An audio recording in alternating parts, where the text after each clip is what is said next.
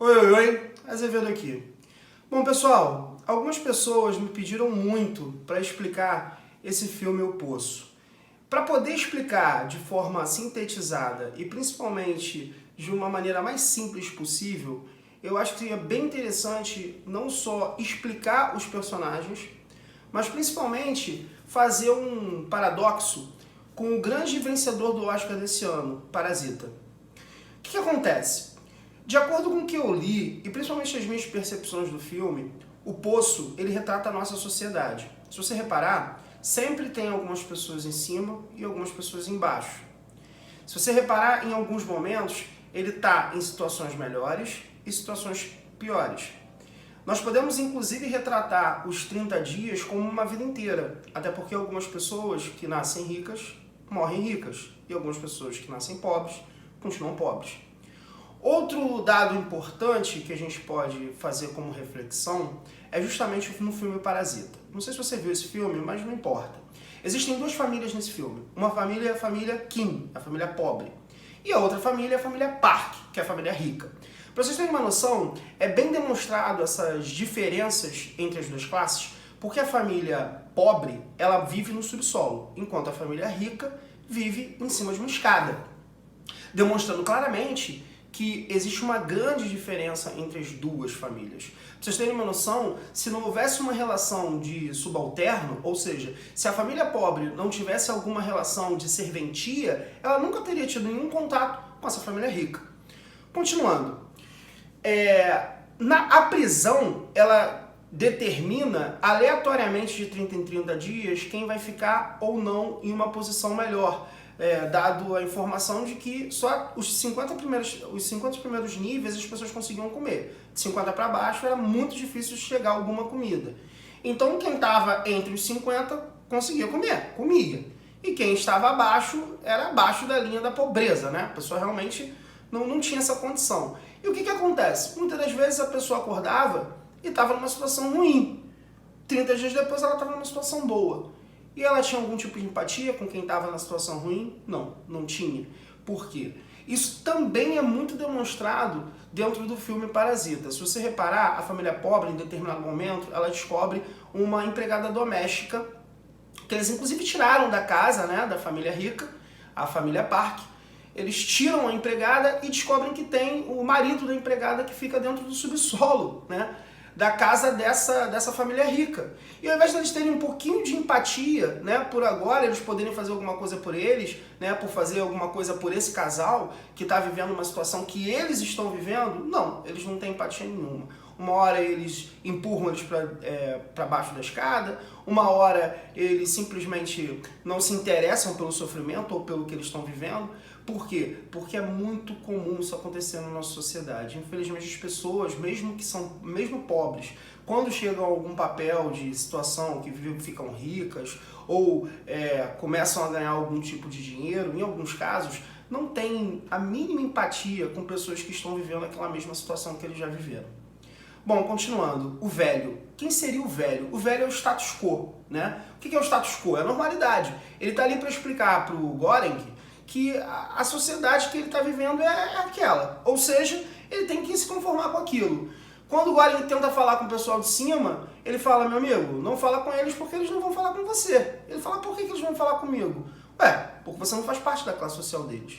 Ou seja, isso super acontece. Se você reparar, diversas vezes no filme Parasita, quando você vê a relação, que é uma relação super trabalhista, entre o motorista, né, da família Kim, que trabalha por Sr. Park, frequentemente ele fica criticando o cheiro do motorista, ou seja, ele atura o motorista, mas ele não vive a mesma classe social. Quando eles estão naquelas conversas dentro do carro, que eles tentam conversar sobre qualquer tipo de coisa, o Sr. Park não deixa o Sr. Kim falar alguma coisa, até porque ele não se interessa. Ele pode falar, ele está em situação de poder.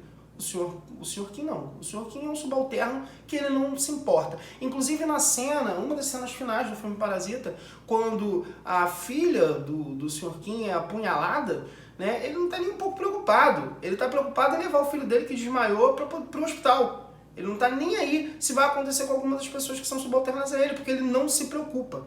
Quem está nas classes de cima não se preocupa com quem está nas classes de baixo. Bom, outro personagem é o Baharat, que é um homem negro forte. Quando ele aparece no nível 6, né, o Goreng está no nível 6, encontra com ele, e aí ele pede para as pessoas de cima para ajudarem ele a subir na corda. Eles fingem que vão ajudar e em determinado momento, quando ele está tentando subir, cagam na cabeça dele. É bem literal, tá? Isso demonstra a intolerância e o preconceito.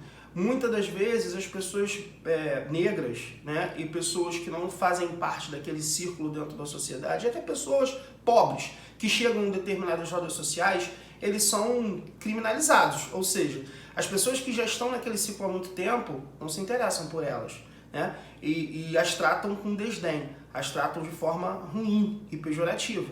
Isso é super retratado dentro do filme O Poço. Bom, quem é a mulher com cachorro? Aquela mulher, ela, na verdade, é a justiça. Se você reparar, diversas vezes ela tenta fazer um estado igualitário. Ou seja, o que ela faz? Toda vez que a plataforma chega, ela tenta misturar a comida e colocar a comida para que as pessoas que estão embaixo consigam comer. E ela fala, pessoal, olha aqui, fiz um prato para vocês, faz a mesma coisa e já coloca para baixo. Todos os dias ela fala a mesma coisa. E ela tenta fazer de que maneira? Ela tenta fazer através da conversa, através de explicação de que deveria ser feito assim. Alguém entende isso? Não. As pessoas que estão embaixo também não escutam. Então, para você ver, isso demonstra claramente, né? A justiça, ela é cega, mas e ela, infelizmente, age de maneira que não é a maneira correta. Até porque não adianta a gente querer concordar e achar que é igual, justificar uma situação que é para um rico, porque ela é totalmente diferente para um pobre, né? Dificilmente uma pessoa rica vai ser presa por uma situação que um pobre será, porque ele com certeza vai ter um julgamento completamente diferente, com bons advogados. Uma pessoa pobre provavelmente vai ter que ter algum tipo de advogado que vai estar ali na porta de cadeia e não necessariamente vai representar de forma correta a pessoa que é pobre. Então isso demonstra que infelizmente a nossa sociedade ela deveria ser igualitária, mas ela não é.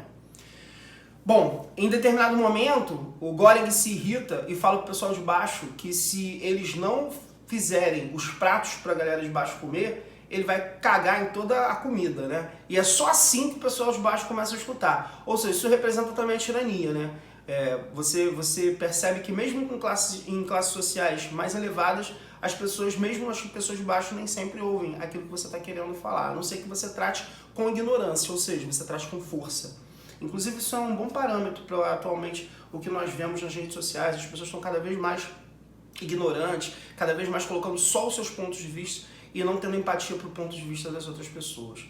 Bom, e a criança? Quem é a criança? Se vocês repararem, o Goreng, junto com o Baharat, eles acham que esse experimento, que na verdade aquela cadeia é um experimento, né? Eles precisam receber uma mensagem de que o que aconteceu. Se vocês repararem o filme bem, ele vai dizer, em diversos momentos ele fala que cada pessoa que entrou, quando ela entra, ela pode dizer qual o seu prato preferido. Inclusive o Goreng, ele diz que o prato preferido dele é escargot. Isso significa o seguinte, cada pessoa que entrou ali pediu um prato favorito. Aquela plataforma, ela tá ali com o prato favorito de todas as pessoas.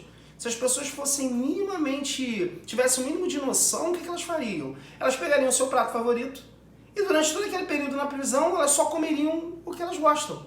Só que isso não acontece. As pessoas que estão em cima, elas não se preocupam nem um pouco.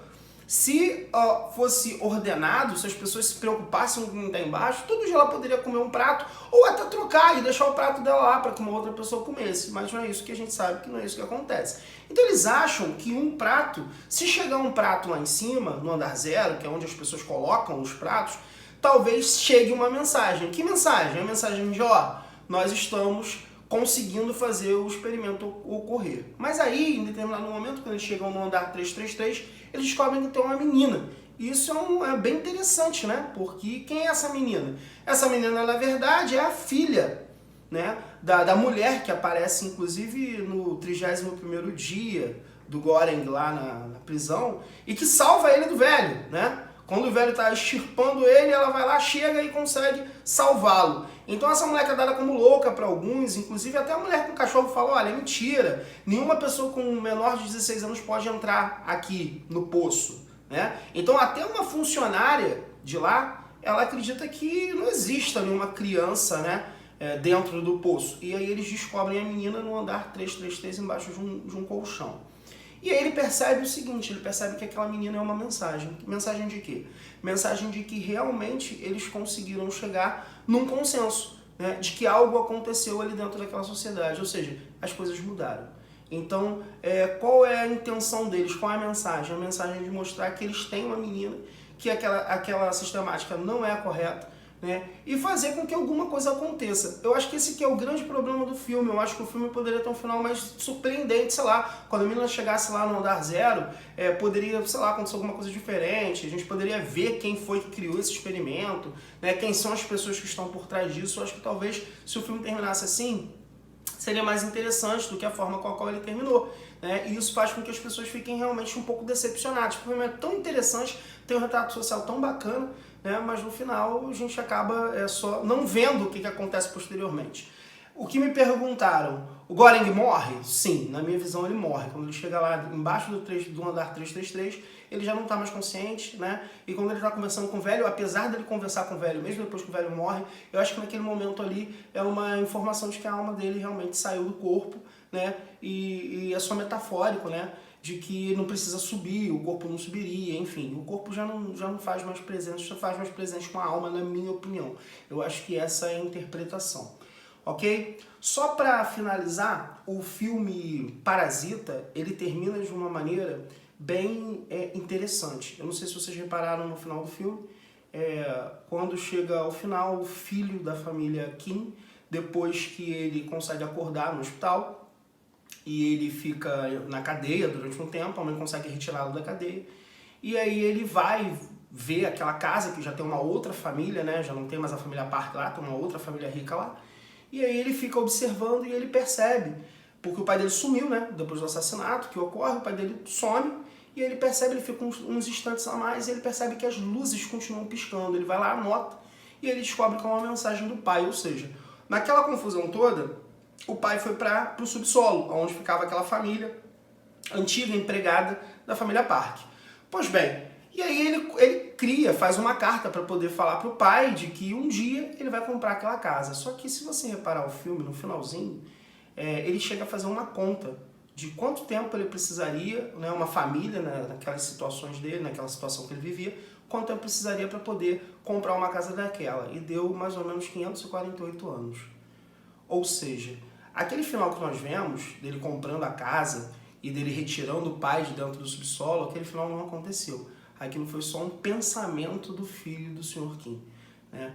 E isso é que é o mais bizarro, né? No final das contas ele não consegue, ele acaba o filme ele entregando panfletinhos e provavelmente o Sr. Kim ele morreu ali dentro sem ninguém nem saber que ele estava por aí. Bom, pessoal, eu espero que vocês tenham gostado desse relato, espero que o vídeo ficou bem grande, mas eu acho que é um vídeo necessário. Eu fiz um paralelo entre os dois filmes porque eu acho que tem tudo a ver, sendo que os dois são filmes bem diferentes em termos de visão, porque enquanto um é escrachado na cara, o Parasita, ele demonstra claramente o que está acontecendo, o filme O Poço não, ele é um filme mais visceral, é um filme que não demonstra claramente as coisas. Eu espero que tenha servido para que você tenha entendido melhor sobre o filme, espero que você goste. Se gostou ou não, escreve aqui alguma coisa para mim aqui embaixo, manda uma mensagem para eu saber se vocês estão gostando dos vídeos. E fiquem com Deus e até a próxima, ok? Tchau!